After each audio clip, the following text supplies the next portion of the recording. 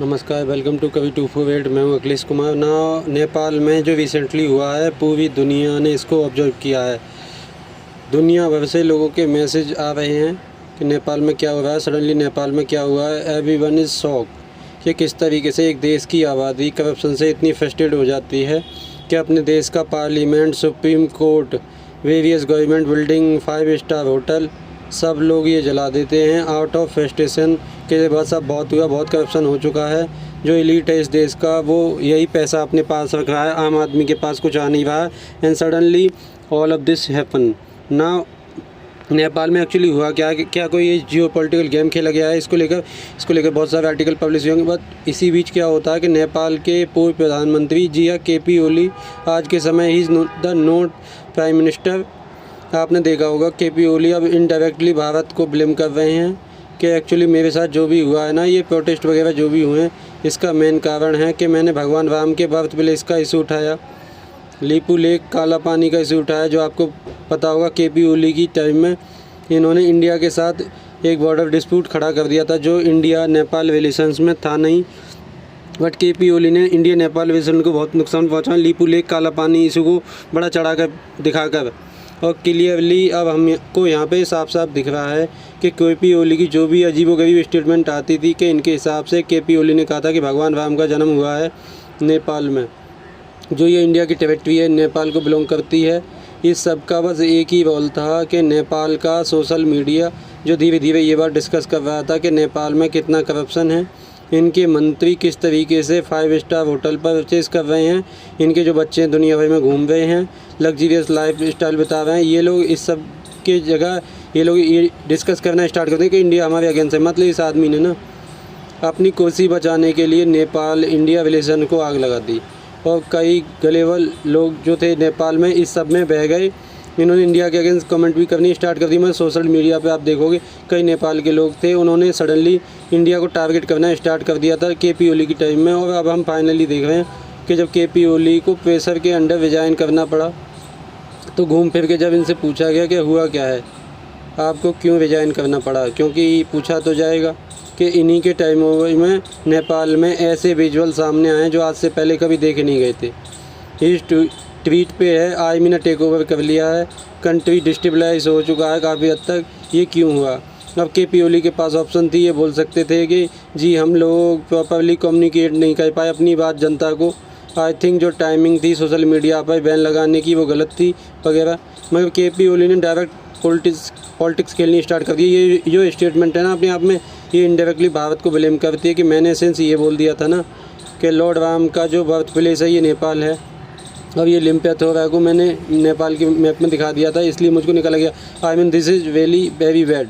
आज के समय इंडियन तो खैर देख ही पाएंगे KP ओली क्या करने की कोशिश कर रहे हैं। इवन नेपाल में थोड़े बहुत जो इनके सपोर्टर थे वो भी यहाँ पे साफ साफ देख पाएंगे कि ये क्या कर रहे हैं, जब इनके पास अब कोई ऑप्शन बची नहीं है, कोई जगह बची नहीं है भागने की, कुछ एक्सप्रेशन है नहीं, तो ये इनडायरेक्टली इंडिया को ब्लेम कर रहे हैं कि मैंने ये सब इशू फेस किए थे इसलिए मेरी कुर्सी चली गई है। और दूसरी तरफ अगर आप देखो तो ये बताया जा रहा है कि 51 लोगों की मौत हो चुकी है। जी हाँ, मोर देन 50 पीपल। अभी जो एक्चुअल नंबर है अभी कुछ समय बाद रिवील होगा। काफ़ी लोग मार गए नेपाल में इन दंगों के दौरान। ये भी रिपोर्ट आई है कि जो ये जैन जी एक्टिविस्ट हैं, जो भी ये जैन जी लोग कर रहे हैं नेपाल में, आप लोग भी सोचोगे आम आदमी प्रोटेस्ट कर सकता है, काफ़ी हद तक थोड़ा बहुत वायलेंस कर सकता है, मगर एक के बाद एक करके जो की बिल्डिंग है जिनको जला दिया गया नेपाल में, क्वेश्चन आता है कि ये जो एक्टिविस्ट थे ये were ready all of this, क्योंकि आम आदमी कर नहीं सकता। कोई नेपाल की सुप्रीम कोर्ट जैसी बिल्डिंग हो, पार्लियामेंट हो, कोई किसी को बोलो आग लगाना है, वो आदमी उसको समझ नहीं आएगा कि करना क्या है मुझे, एक इतनी बड़ी बिल्डिंग को आग मैं कैसे लगाऊं। खैर, ये जो जैन जी एक्टिविस्ट हैं, ये भी रिपोर्ट आई है कि इनमें से कुछ लोगों ने एक इंडियन टूरिस्ट बस को भी अटैक किया है, कंप्लीट केओस कमोशन। और ये जो जैन जी एक्टिविस्ट हैं, इनकी कुछ डिमांड है। ये कह रहे हैं जब तक इनकी डिमांड पूरी होती नहीं है ना, तब तक ये अपना प्रोटेस्ट रोकेंगे नहीं।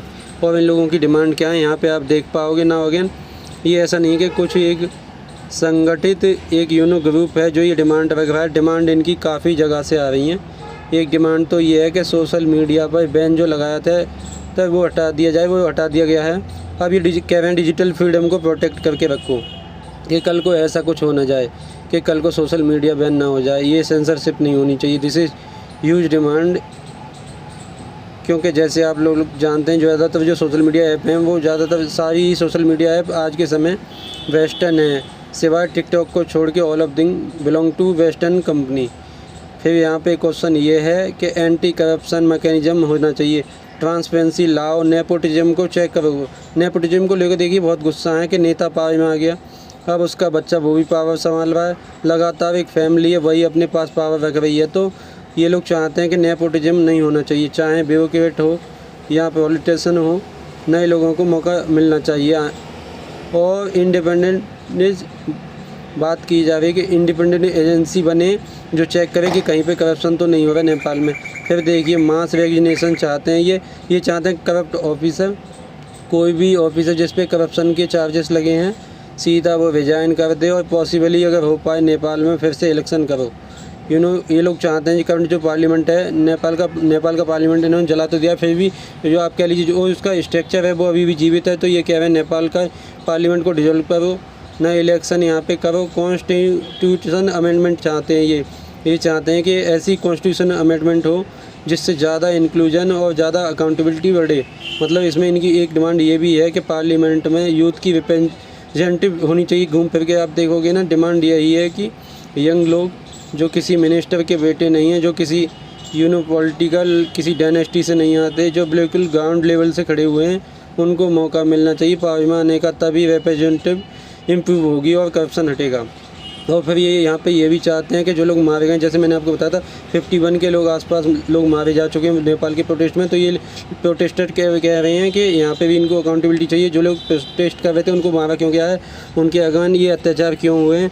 और फिर फाइनली घूम फिर के जो सबसे इम्पोर्टेंट बात है इकोनॉमिक अपॉर्चुनिटी, ये चाहते हैं जो बेरोजगारी है उसका कोई सोल्यूशन लाया जाए, माइग्रेशन, लैक ऑफ जॉब, इसका कोई सोल्यूशन लेके आओ। घूम फिर के देखो बात यही आती है, नेपाल का जो यूथ है ये देख रहा था कि जीडीपी पर कैपिटा के हिसाब से ये रीजन में बहुत ही पीछे रह गए थे। आप अगर वर्ल्ड बैंक ग्रुप की वेबसाइट पर जाओगे तो यहाँ पे आप नोट कर पाएंगे जीडीपी पर कैपिटा के मामले में नेपाल बहुत ही ज़्यादा पीछे रह गया था। बांग्लादेश में ऑलमोस्ट 2600, इंडिया में ऑलमोस्ट 2700, भूटान की जीडीपी पर कैपिटा काफ़ी इंप्रेसिव है, बट याद रखिएगा आबादी भी बहुत कम है यहाँ पर। मालदीव में भी सेम केस आपको मिलेगा, बहुत ही छोटी आबादी है। Sri Lanka same case. यहाँ पे आप इन सब कंट्री से कंपेयर करके देखो, नेपाल बहुत ही पीछे रह गया। इंटरेस्टिंगली पाकिस्तान की जीडीपी पर कैपिटा बिल्कुल सेम है नेपाल के, जो नेपाल में जीडीपी पर कैपिटा के नंबर में बड़ा सेम, पर पाकिस्तान में आप कह लीजिए वहाँ पर आर्मी की पकड़ इतनी है कि ऐसा कुछ कोई करने का सोच नहीं सकता जैसा नेपाल में हुआ है। क्योंकि इमरान खान को जब भी जेल में डाल दिया गया तो पाकिस्तान में कुछ लोगों ने प्रोटेस्ट करने का प्रयास किया था, मगर उनको इतनी बुरी तरीके से कुचला गया कि वो सारे प्रोटेस्ट वगैरह सब ख़त्म हो चुके हैं। तो नेपाल में जो हुआ है बिल्कुल एक यूनिक केस है, अनफॉर्चुनेट भी है ये। मैं नहीं मानता कि किसी भी देश में इस तरीके से अपने देश का इंफ्रास्ट्रक्चर बर्बाद करके, पार्लियामेंट जलाकर, सुप्रीम कोर्ट जलाकर कोई रातों रात अच्छा भविष्य इससे बनता है। यूजुअली सबसे बेहतर तरीका यही डेमोक्रेसी का, आप इलेक्शन में सही लोगों को वोट दीजिए, आपको जो लगता है जो लोग देश का भला चाहते हैं उनको वोट दीजिए, and let democracy take its course. बाकी क्योंकि आप देखिए इसी तरीके से सारी प्रॉब्लम का सलूशन करना स्टार्ट कर दिया तो कल को फिर से कोई स्कैम हो गया देश में, फिर से पता लगा कोई न्यूज़ फैला दी कि जी यहाँ पर नेपाल में कुछ करप्शन हुआ है वगैरह, तो क्या हर बार ये बिल्डिंग जलाई जाएंगी। तो तरीका है, अगेन इट इज़ अनफॉर्चुनेट कि नेपाल में ये सब हुआ, इतने लोग मारे गए, इतना नुकसान हुआ है। बट इवन मोर अनफॉर्चुनेट कि केपी ओली जैसा व्यक्ति नेपाल का प्रधानमंत्री था, जो ऐसे टाइम में भी इंडिया नेपाल रिलेशन को भी डैमेज कर रहा है अपने पॉलिटिकल करियर को बचाने के लिए। नाउ इसी के साथ ये वीडियो का अंत। Thank for watching measure the God watch overview.